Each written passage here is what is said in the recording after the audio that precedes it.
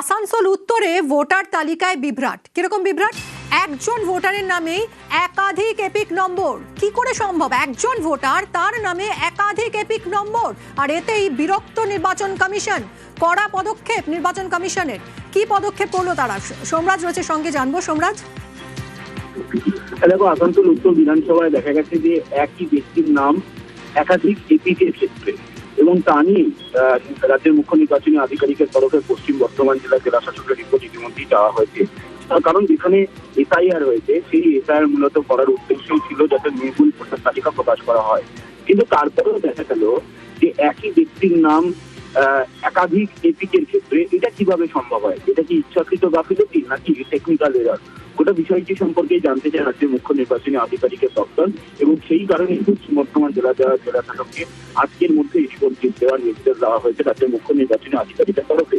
গোটা বিষয়টি নিয়ে তৃণমূল কংগ্রেস ইতিমধ্যেই নির্বাচন কমিশনের দৃষ্টি আকর্ষণ করেছে, এবং তারপরেই রাজ্যের মুখ্য নির্বাচনী আধিকারিকের দপ্তরের তরফে এই রিপোর্ট চাওয়া হয়েছে বলে কমিশন বলছে। আর আসানসোলের এই অভিযোগ নিয়েই হাওয়া গরম।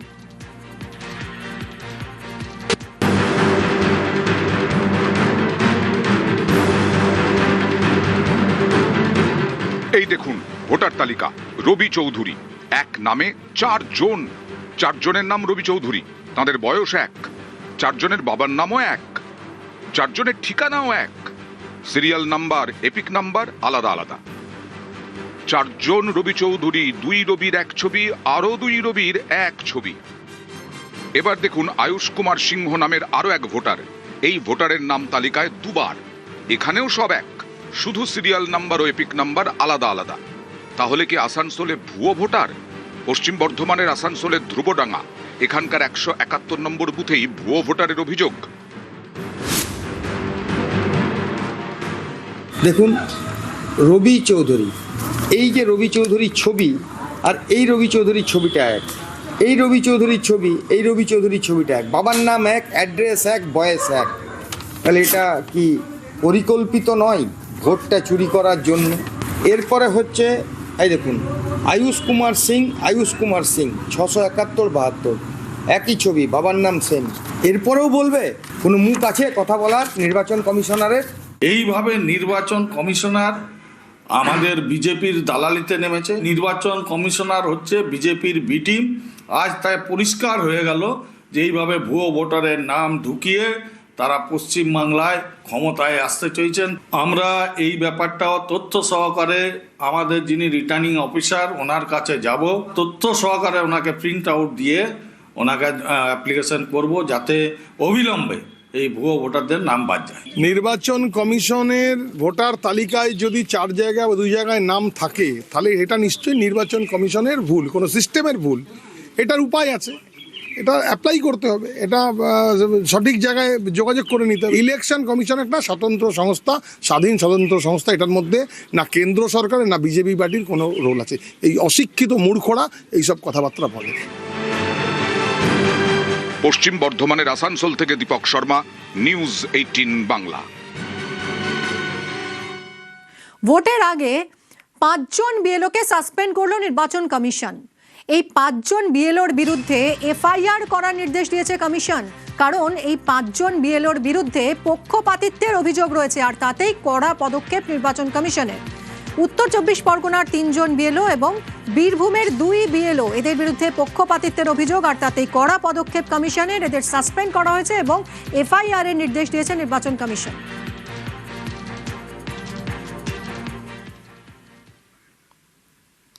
হাইকোর্টে ধাক্কা নির্বাচন কমিশনের। কলেজ এবং বিশ্ববিদ্যালয়ের অধ্যাপকদের প্রিসাইডিং অফিসার হিসেবে নিয়োগের সিদ্ধান্ত খারিজ। হাইকোর্টের বিচারপতি জানিয়েছেন যে কেন নিয়োগ করা হয়েছে সেই কারণ কমিশন দেখাতে পারেনি, তাই সিদ্ধান্ত বাতিল।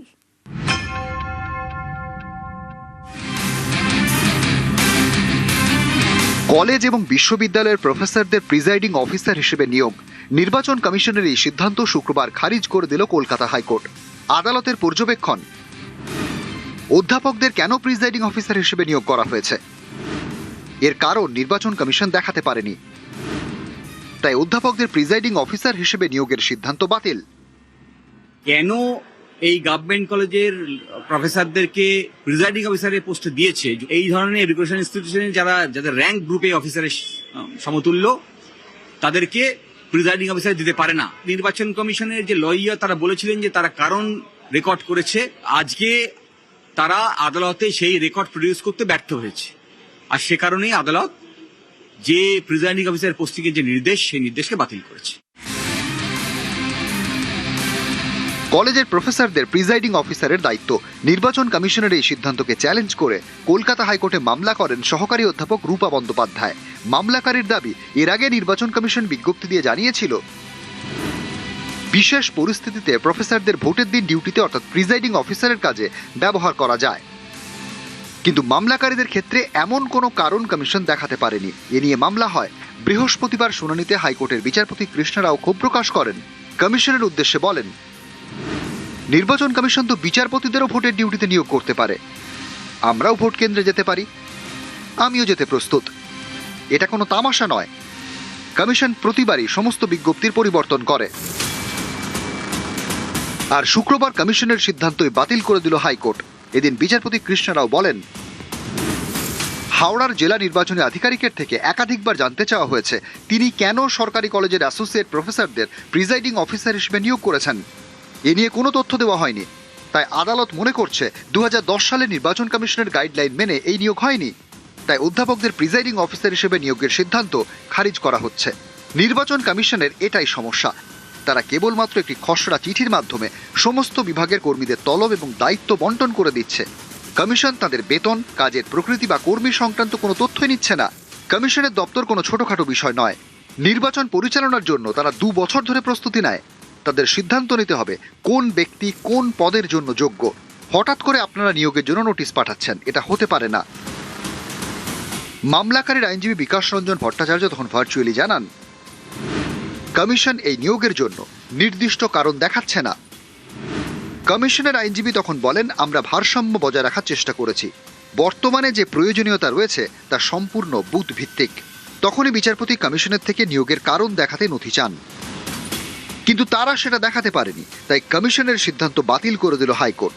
এদিন আদালত এও জানিয়ে দিয়েছে যে যারা ট্রেনিং নিয়েছেন তারা চাইলে কাজ করতে পারেন।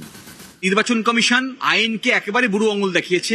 আজকে যিনি নির্বাচন কমিশনার আছে কালকে নাও থাকতে পারেন। ফলে হোয়াটসঅ্যাপ কমিউনিকেশনের উপর ভিত্তি করে কোনো আইনি কাজ করা যায় না, কোনো সরকারি কাজ পরিচালনা করা যায় না। ফলে নির্বাচন কমিশন যে পদ্ধতিতে এই সমস্ত প্রক্রিয়া চালাচ্ছে তা সম্পূর্ণ বেআইনি। সাধারণ নির্বাচন পরিচালনার প্রশ্নে সুপ্রিম ক্ষমতা দেওয়া আছে জাতীয় নির্বাচন কমিশনকে, যে ক্ষমতা দিয়েছে আমাদের দেশের সংবিধান। কিন্তু সেই ক্ষমতার প্রয়োগ করে আমাদের রাজ্যের বিধানসভার ভোট পরিচালনার সময় যে যে পদক্ষেপগুলি স্বকীয়তার নামে নিচ্ছে নির্বাচন কমিশন, তা আদতে সবগুলো যে সঠিক হচ্ছে না, ত্রুটি থেকে যাচ্ছে, এই রায় তারই প্রতিফলন। ক্যামেরা দীপঙ্কর সঙ্গে অর্ণব হাজরা, নিউজ 18 বাংলা, কলকাতা। বামের ভোট এবারও কি রামে? বিমান বসু বলছেন, ন্যাড়া বারবার বেলতলায় যায় না।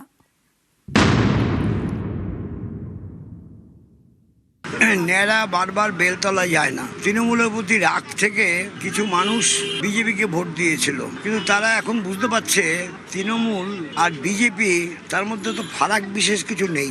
মানুষ দেরিতে হলেও এখন বুঝতে পারছে বাংলাকে বাঁচাতে হলে বামপন্থীদের আবার নিয়ে আসতে হবে। বাংলা বাঁচাতে চাই বামপন্থীরাই। বামের ভোট রামে গেলে অনেক জায়গাতেই খেলা ঘুরে যায়, ঠিক যেমনটা হয়েছিল 2019 সালের লোকসভা ভোটে। এই ভোটে বিজেপির আসন অনেকটা বাড়ে, এক লাফে 2 থেকে বেড়ে হয় 18।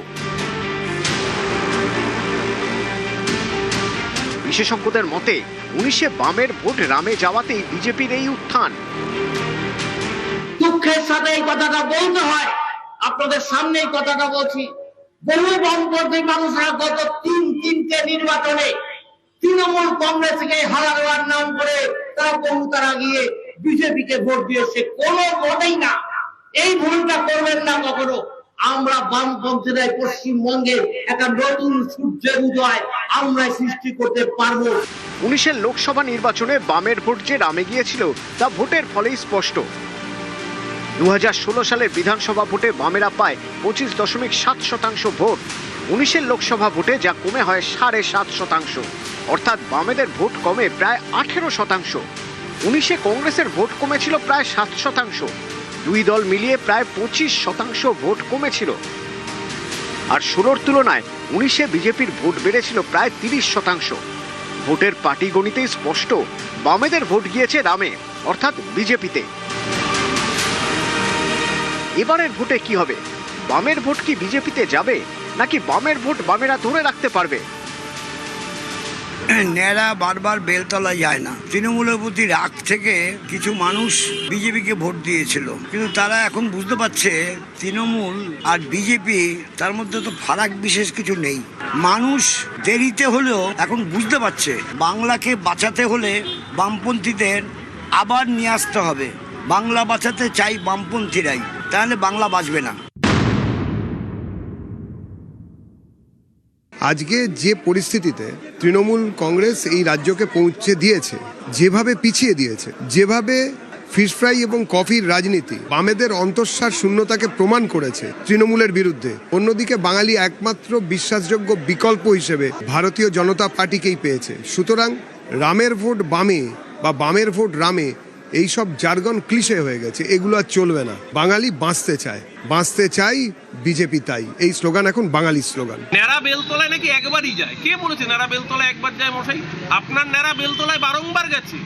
2019-এ গেছে, 2021-এ গেছে, 2024-এ গেছে, প্রতিবার যাচ্ছে। বারংবার বলেছিলাম সিপিএম এর ভোটেই এ রাজ্যে বিজেপি পুষ্ট হয়েছে, হৃষ্টপুষ্ট বলিষ্ঠ হয়েছে। বিমান বসু কার্যত সেই দাবিকেই শিলমোহর দিলেন। এখন দেখার বিমান বসুর দাবিকে মান্যতা দিয়ে সিপিএম নিজের ভোটটা নিজের বাক্সে দেয়, নাকি না আত্মঘাতী রাজনীতি করে এবারও ছাগলের তৃতীয় সন্তান হয়ে সব আসনে জামানত বাজেয়াপ্ত হয়। নিউজ 18 বাংলা। একটা রেলগেট, আর সেই রেলগেট ঘিরে চরম ভোগান্তি। কৃষ্ণনগর উত্তর বিধানসভা কেন্দ্রের বেলেডাঙ্গা মোড়ের রেলগেট নিয়ে একেবারে নাজেহাল স্থানীয়রা। আর এবার ভোটেও এই রেলগেটই হয়ে উঠেছে অন্যতম ইস্যু।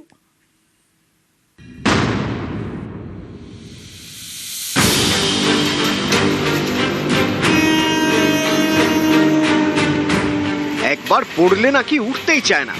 কৃষ্ণনগর উত্তর বিধানসভা কেন্দ্রের বেলেডাঙ্গা মোড়ের রেলগেট, রোজ এই গেট দিয়ে হাজার হাজার জনের যাতায়াত। এই রেলগেট পেরিয়ে কৃষ্ণনগরের সঙ্গে যুক্ত হয় 12 নম্বর জাতীয় সড়ক। এছাড়া শক্তিনগর জেলা হাসপাতাল যেতেও পেরোতে হয় এই রেলগেট।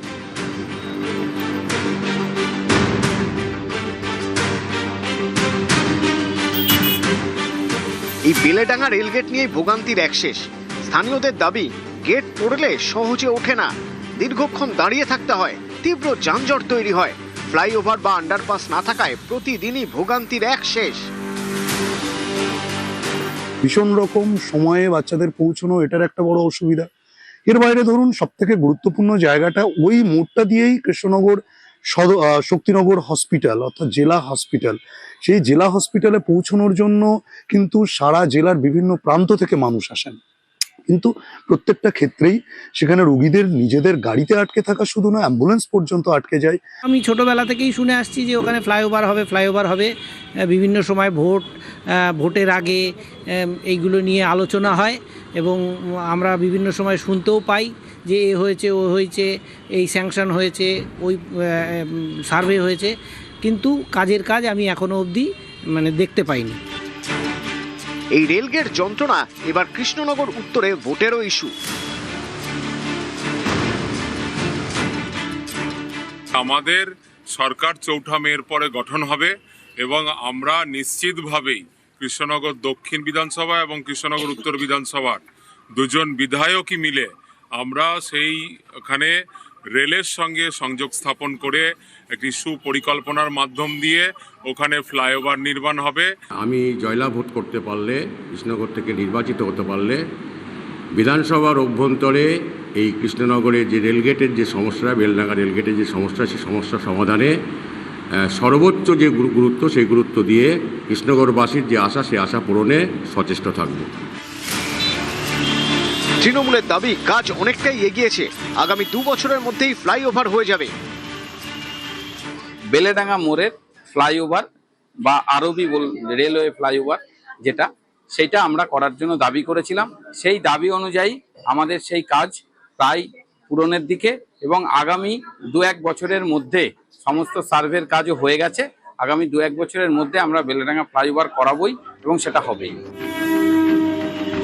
নদিয়ার কৃষ্ণনগর থেকে সমীর রুদ্র, নিউজ 18 বাংলা।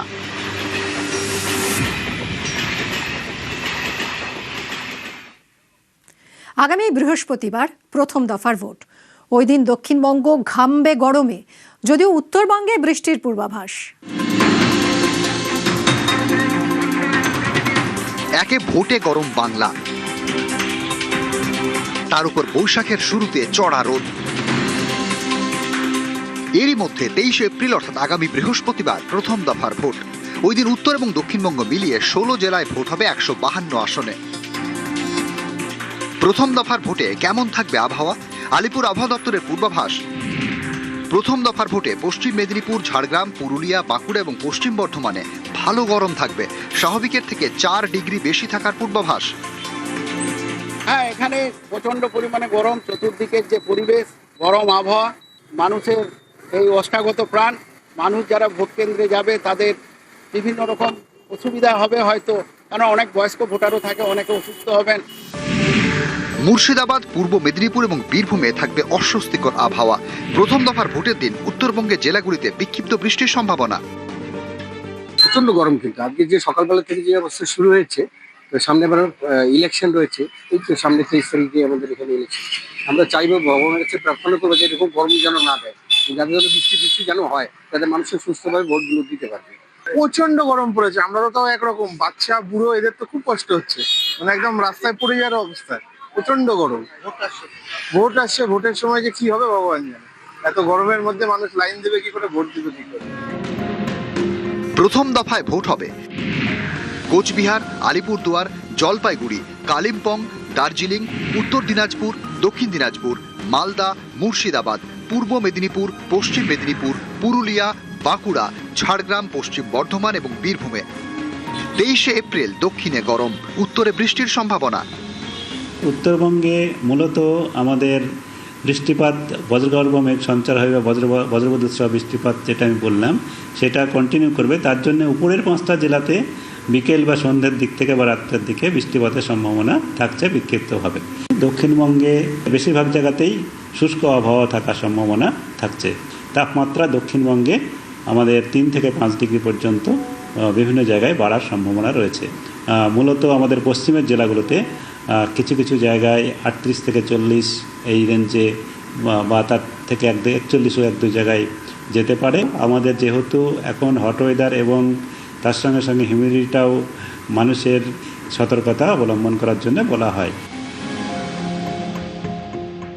দুপুরে গরম অস্বস্তি চরমে উঠবে, আর উত্তরবঙ্গের দার্জিলিং সহ পার্বত্য এলাকায় বৃষ্টির সম্ভাবনা রয়েছে।